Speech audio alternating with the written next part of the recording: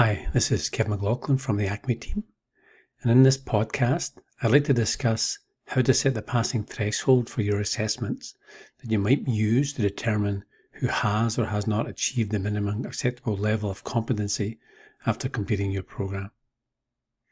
By the end of this podcast, you'll be able to discuss pros and cons of criterion referenced versus norm referenced passing thresholds, the potential advantages of using a compromise approach that combines features of both, and, if relevant to your program, justify the approach that you've chosen to set the passing threshold for each of the assessments that you've included in your program.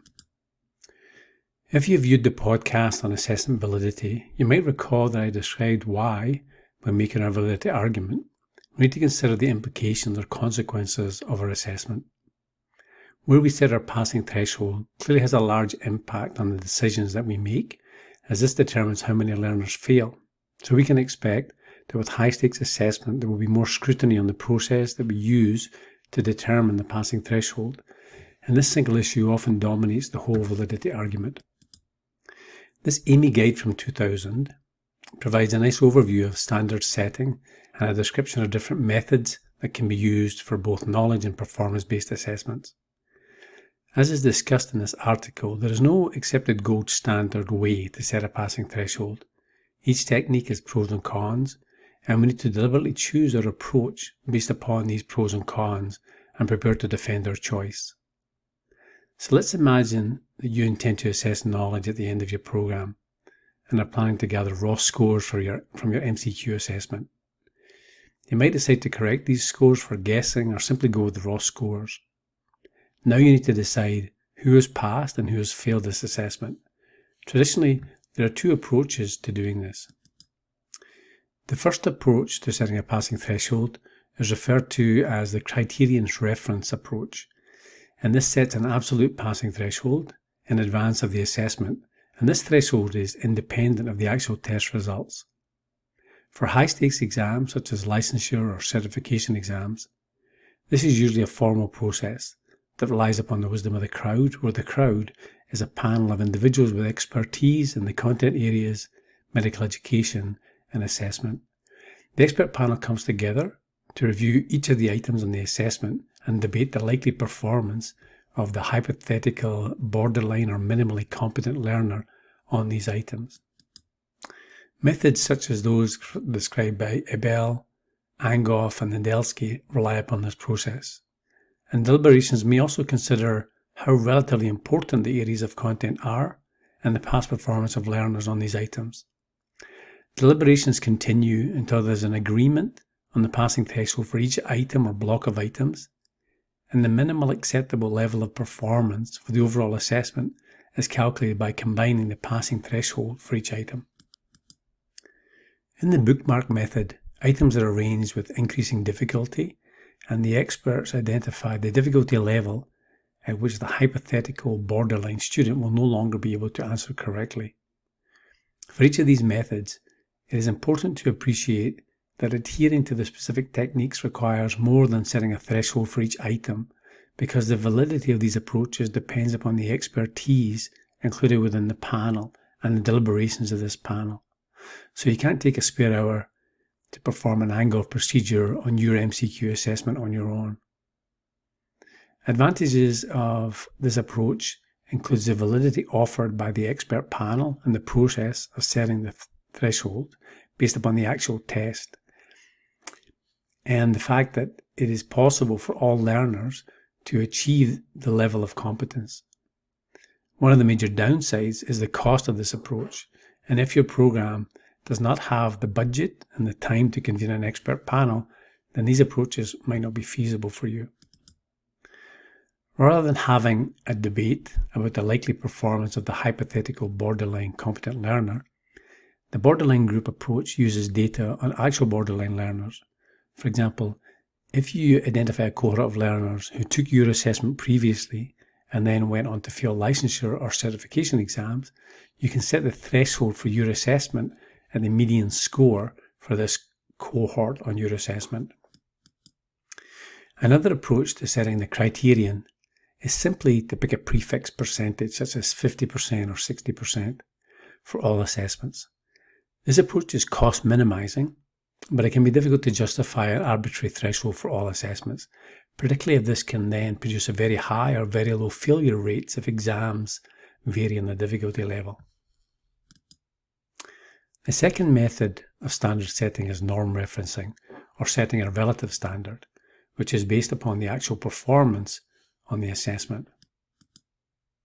In contrast to criterion reference, norm reference standard setting can be used to rank learners' performance against a large, heterogeneous and representative group of learners who took this assessment previously, for example, as is done with the MCAT.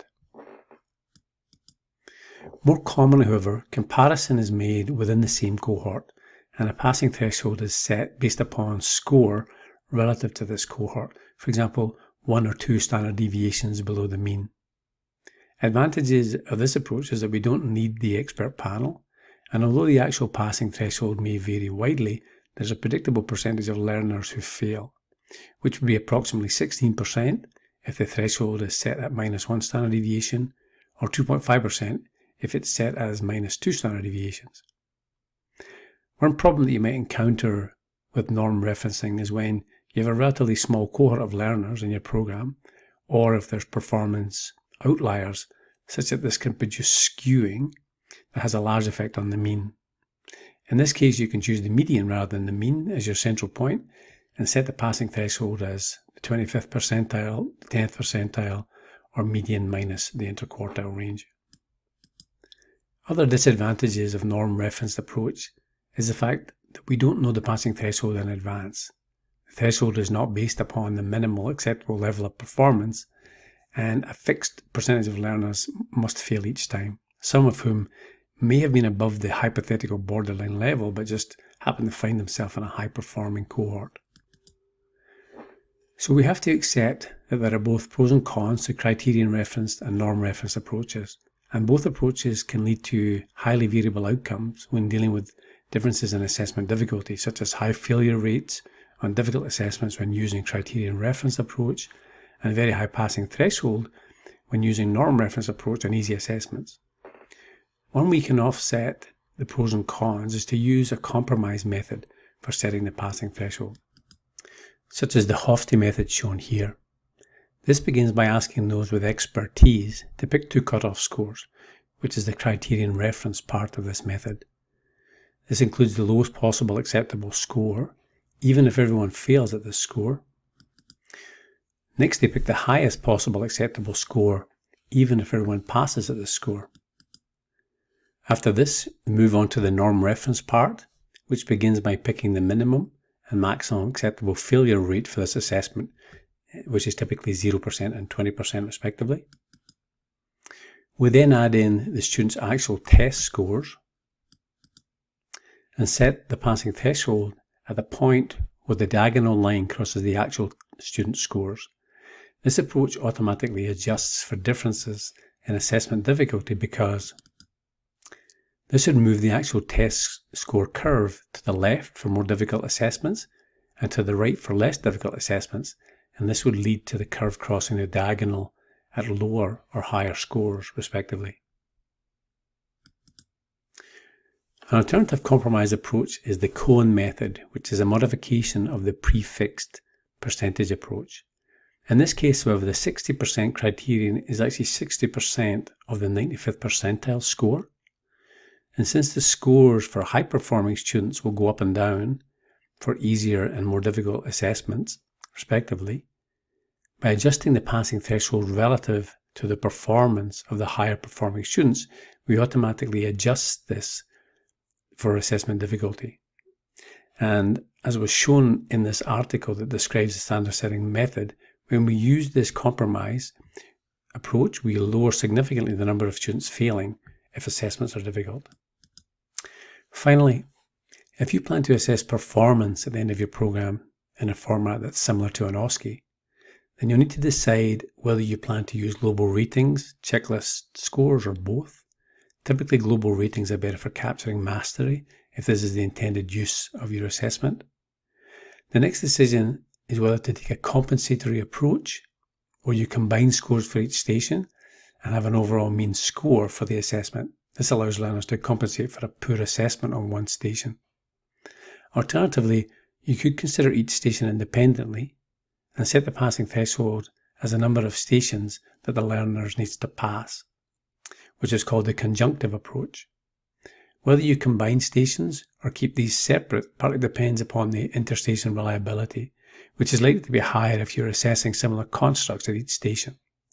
This is less likely to work if you have one station assessing cardiac history and another assessing skill at IV cannulation, because when you combine these two scores, it's not clear what the average score actually represents. Alternatively, if you're using this assessment to assess constructs of history taking, physical examination, communication, and procedural skills, then you can combine assessments for these constructs at each station and set separate passing thresholds for history taking, physical examination, communication, and procedural skills. So thanks for taking the time to view this podcast. I hope you found it helpful, and please reach out if you have any questions or suggestions on how to improve the ACME tool.